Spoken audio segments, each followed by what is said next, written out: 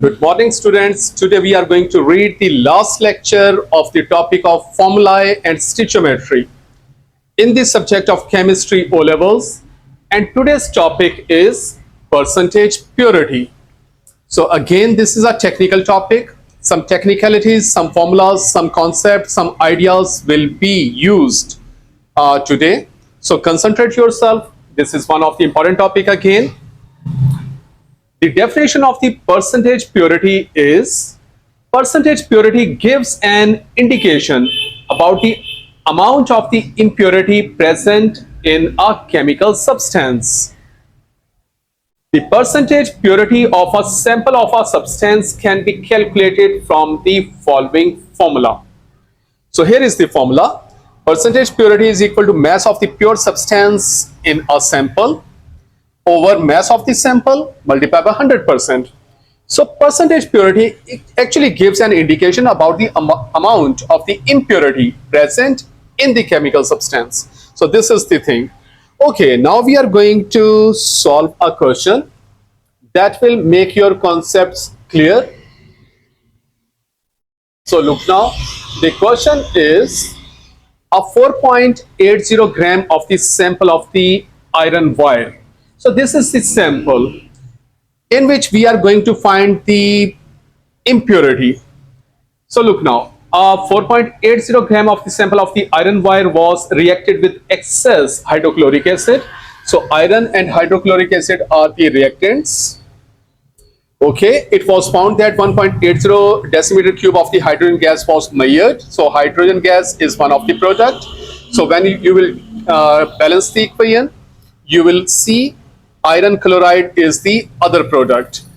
Okay, again in this topic, the first and the most important task in front of you is to write the balanced equation, because balanced equation is the first step from which the whole process will start.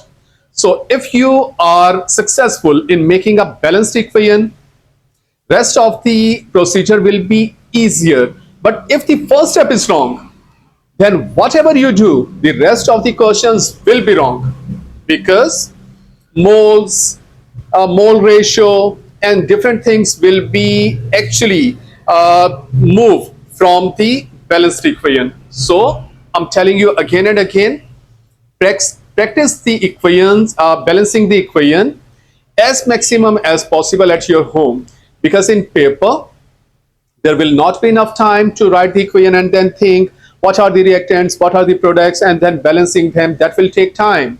And in paper, there is not much time, because you have to solve all the questions.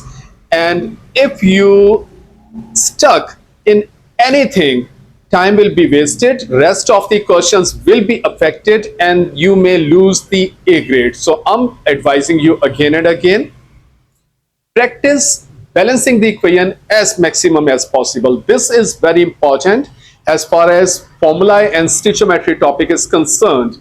So now this is the first step, that is balancing the equation. Okay, look now. Actually now we will deal with two things. One is iron and second is hydrogen. So we are starting from iron. Let the mass of the pure iron in sample be X, because this is the mass of the sample.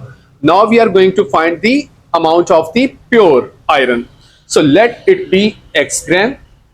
Then molar mass of the iron, that is 56. And then moles is equal to mass over molar mass. Mass we have let X and molar mass is 56. So these are the moles of the iron. Now we will move towards hydrogen.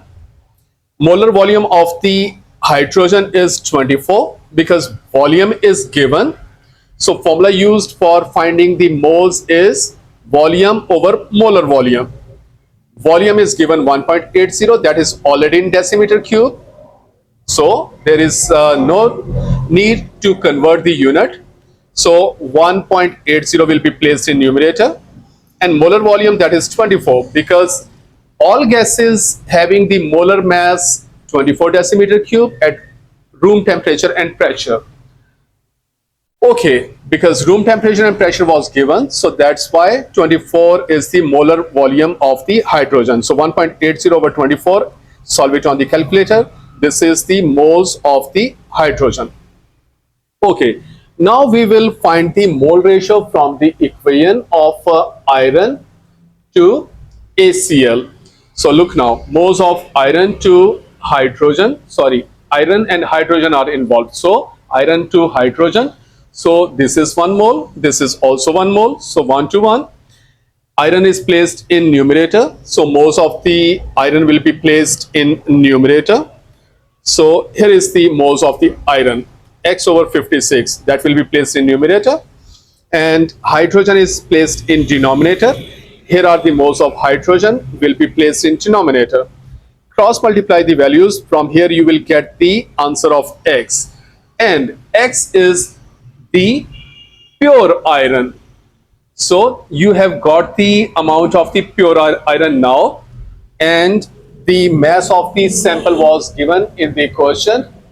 Here is the mass of the sample of the iron. So that will be placed in denominator. Pure iron mass will be placed in numerator. So look now, percentage purity is equal to mass of the pure substance in sample over mass of the sample multiplied by 100%. 4.20 will be placed in numerator. 4.80 from the data will be placed in denominator, multiplied by 100%. Solve it on the calculator. So this is the answer. So this is percentage purity. So it means almost 12.5% impure iron is there in the sample. Okay, proceeding forward, here is another question we are going to solve. A 250 centimeter cube of solution was found to contain 4 grams of the mixture of the potassium carbonate and potassium sulfate. 25 centimeter cube of this solution required 38.2 centimeter cube of 0.1 m hydrochloric acid for neutralization. So look now, potassium carbonate is required to neutralize hydrochloric acid. So these are the reactants. Balance the equation. So this is the balanced equation. So these are the two things which we have to deal with. Okay, now we are going to start with K2CO3.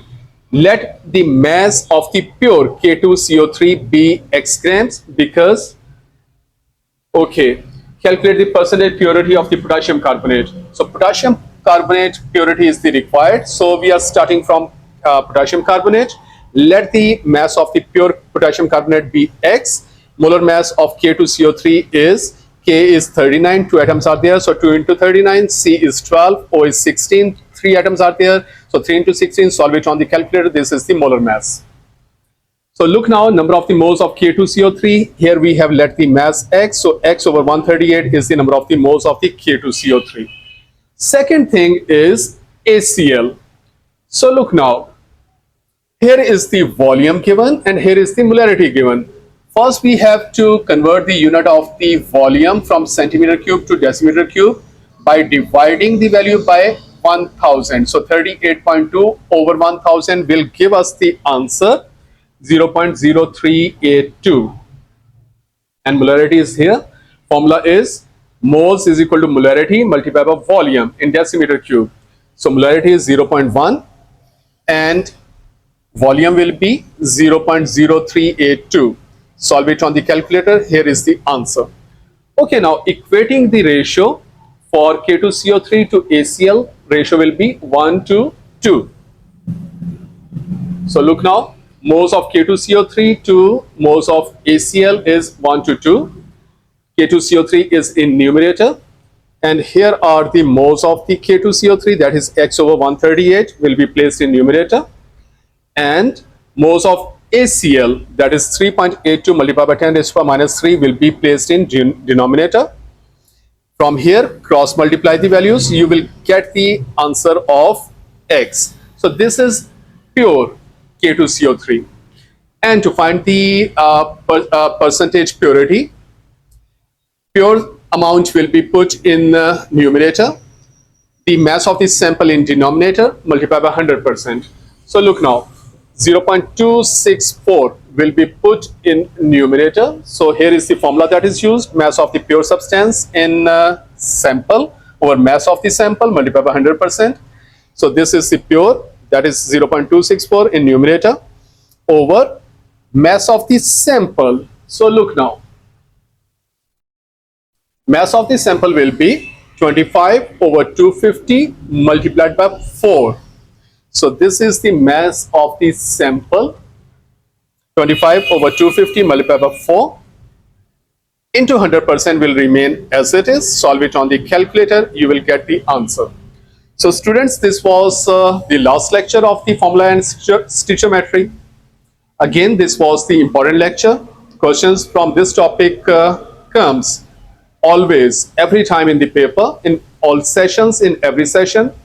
So read this lecture again, understand it, learn it, make its notes, and ready yourself for the exams.